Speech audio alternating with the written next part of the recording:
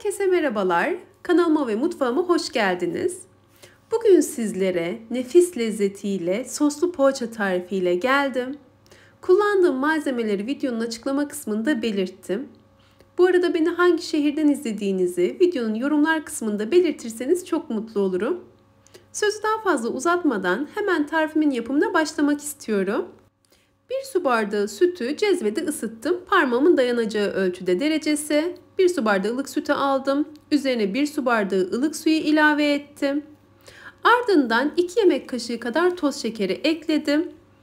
1 paket kuru instant maya, yani 10 gramlık olan paketlerden mayayı da ekledikten sonra şeker çözünceye kadar karıştırdım. Bu mayanın daha hızlı aktif hale gelmesini sağlıyor.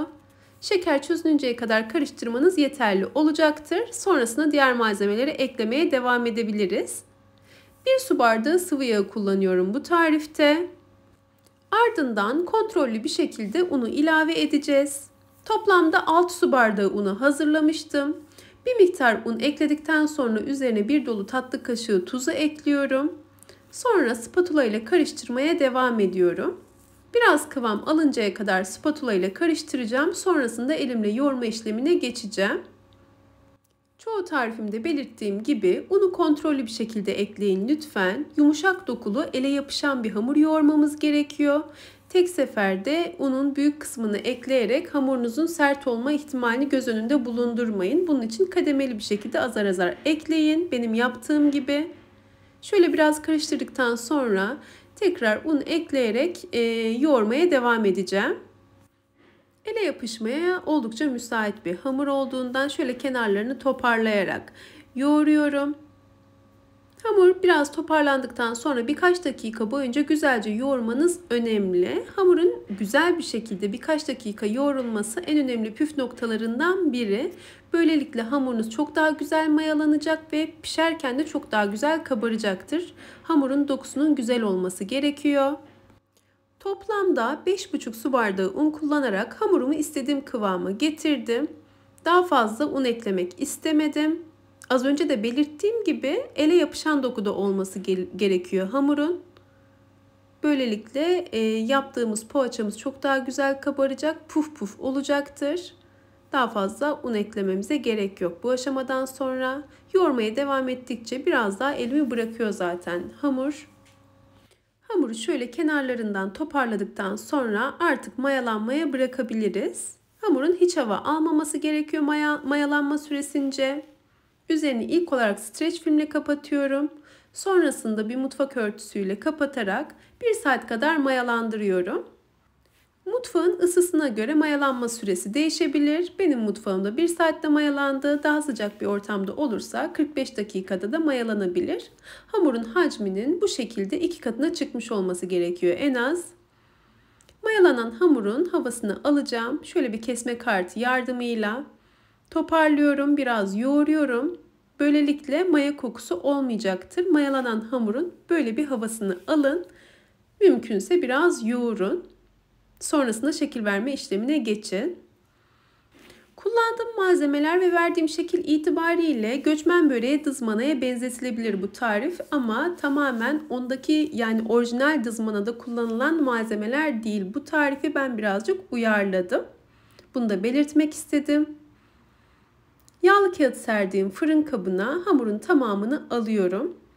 Şöyle elimle tepsinin her yerine eşit şekilde gelecek şekilde dağıtıyorum. Yumuşak bir hamur olduğu için rahat bir şekilde kenarlara dağılıyor zaten. Gördüğünüz gibi sizi zorlamayacaktır bu işlemi yaparken. Bu tarifi dilerseniz küçük parçalar kopararak elinizle yuvarlayarak da hazırlayabilirsiniz. Ben böyle tek bir seferde şekil vermek istedim. Hem daha pratik oldu. Bu haliyle bence sunumu da çok güzel oldu. Üzerini temiz bir bezle örterek yarım saat tepsi mayası yapalım. Bu sırada sosu hazırlayalım. Geniş bir kaseye ilk olarak 1 adet yumurtayı alalım.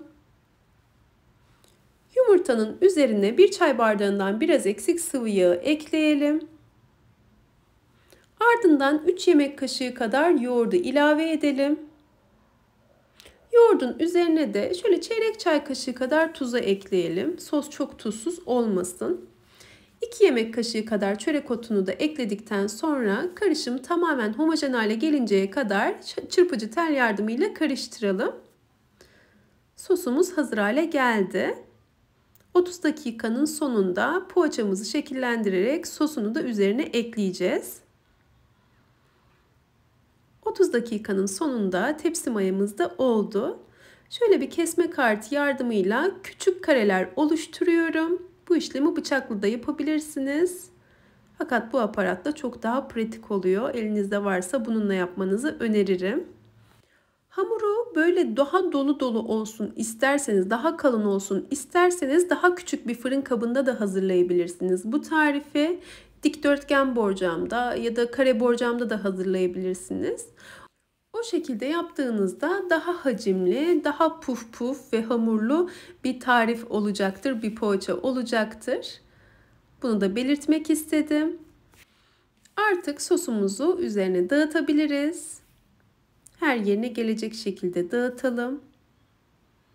Tamamını hamurun üzerine döktükten sonra fırçayla her yerine dağıtalım. Bu tarifte tek tek şekil vermek durumunda olmadığımız için yapımı benim çok hoşuma gidiyor. Açıkçası böyle pratik, çok fazla yapımı zaman almayan, vakit almayan tarifleri mutfağımda çok sık tercih ediyorum. Çünkü zaman oldukça kıymetli. Bu tarz mayalı tarifler zaten bekleme süresi olduğu için biraz vakit ayırmak gerekiyor. Biraz vakit alıyor. Onun için sonrasında şekil vermekle de uğraşılmadığından mayalı tariflerde böyle bütün bir şekilde şekil vermek benim çok hoşuma gidiyor. Tercih ediyorum. Önceden ısıttığım 180 derecelik fırında 40 dakika kadar pişirdim. Ve fırından ilk çıktıktan sonraki hali, yumuşaklığını görüyorsunuz. Soslu poğaça genel anlamda yapısı itibariyle zaten böyle yumuşak olur.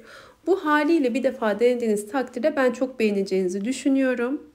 Şöyle çok sıcak aslında, sıcak sıcak gösterdim size. Alırken de biraz zorlanıyorum aslında bu aşamada. Biraz sabırsız davrandım. Şöyle yakından yumuşaklığını, dokusunu, güzelliğini göstermek istiyorum sizlere. Elimle tutarken de biraz zorlanıyorum şu an. Puf puf kabarıyor gördüğünüz gibi. Çok ince bir hamur değil gördüğünüz gibi. Az önce dedim ya daha küçük bir fırın kabında hazırlayabilirsiniz diye. Bana göre tam olarak ideal oluyor bu ölçülerle bu fırın kabına, klasik fırın kabına yaptığımızda. Ama tercih meselesi, daha kalın, daha kabarık olsun isterseniz daha küçük bir kapta yapabilirsiniz elbette. Umarım tarifimi denersiniz. Tarifim hakkındaki duygu ve düşüncelerinizi videonun yorumlar kısmında belirtirseniz çok mutlu olurum. Yeni tariflerde görüşünceye dek sağlıkla ve afiyetle kalın. Hoşça kalın.